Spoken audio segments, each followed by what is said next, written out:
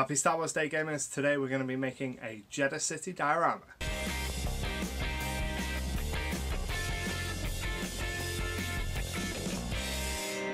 To celebrate May the 4th, I'm going to be making a diorama of an Imperial Star Destroyer hanging above Jedha City from the movie Rogue One. Now, believe it or not, this is going to be the first project I've taken on of this kind. In the some 16 years that I've been in the hobby, I've only ever built things to be gamed on or to be gamed with. I've never really built anything to this degree just to be displayed. So, without further ado, let's head over to the bench and get started. The first step was to cut the basic forms of the city. I used a few different reference images here to get a rough size based on the scale of the Star Destroyer I'll be using, and made a template to cut out the shapes. I then pinned this template to some thick styrofoam and rough cut the shape with my knife. I pinned the basic forms together and then cut them to their final shape on my hot wire cutting table. I used a steel ruler as a guide to get the straight edges without a fence, working slowly and letting the wire do the work. On such thick pieces of foam, if you apply too much pressure, you can break your wire. Once all my base forms were cut, I measured 1 cm in from the edge of the top piece. I then set up my hot wire cutter at an angle and used my fence to get the correct depth, and beveled the top part of the city. This will form the uppermost part of the wall that surrounds the city. Next, I glued my main forms of the mountain range together with hot glue, and then measured in 0.5 centimeter from the edge of the top wall piece and took that back to the hot wire cutter so that I could cut it into the final wall shape. I once again used the steel ruler as a guide to make sure the cuts were as straight as possible without using a fence. I wasn't happy with how tall this section was, so I ended up thinning it at the same time. Next, I made a series of 1 centimeter battens which would form the basis of the sloped details of the city walls. Getting the wrong part of the shot in focus, I cross-cut my battens to length and then set up my wire at an angle to create the slopes. I pushed the battens through in groups for a little more stability and worked slowly to make sure to keep my fingers safe. Next, I trimmed a few areas of the base form with a knife to make them more even and give the sloping details a better surface to stick to. I used hot glue to attach the slope details, working my way around the whole piece. I left the top wall section removed for this, but brought it back often to use as a reference.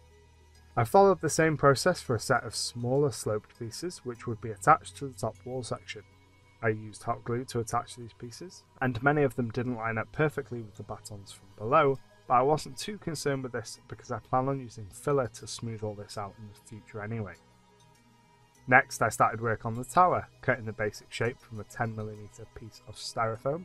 I then scored in some details with a pen and knife, and used my knife to add the split to the top of the tower as seen in the reference. I glued this in place and then removed the top section of the walls so that I could start adding buildings. At this point, I took the top section back to the hot wire cutter to smooth out that top and make everything even, and I realised I was unhappy with how thick that wall section was, so I marked it up and cut it thinner. I did this freehand because the slope details made setting up a fence difficult.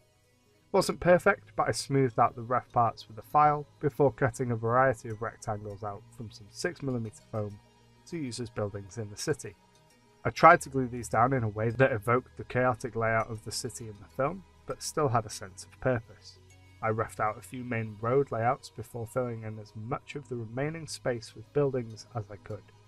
Once all the buildings were in place, I used some small half beads to add domed roofs to several buildings in the city. These domed roofs are an iconic part of Star Wars architecture and really help sell this piece as belonging to this universe. The final step of this stage was gluing the top wall into place. Once it was in place, I realised I needed to smooth out those sloped elements so that it weren't at such a harsh angle. I set up my cutting table again, set the wire to an angle and free-handed the piece through it. The next step will be to start adding the mountain range using expanded foam. My foam hasn't arrived yet, so you'll have to wait for part 2 where we will pick up where we've left off. But here's a quick look at where everything is so far. I'm really pleased with the progress, and I think this is going to be quite the set piece once it's finished. That's it for episode 1, folks, and like the Star Wars saga, it only gets better from here. We've got plenty of details to add over the coming weeks, so if you haven't already, make sure to hit that subscribe button to stay up to date with the project. And until next time, may the force be with you. Thanks for watching. If you're new here, don't forget to hit that subscribe button down below for new content every single Friday. And if you want to keep watching, well, there's another couple videos for you to watch just over there. Happy gaming.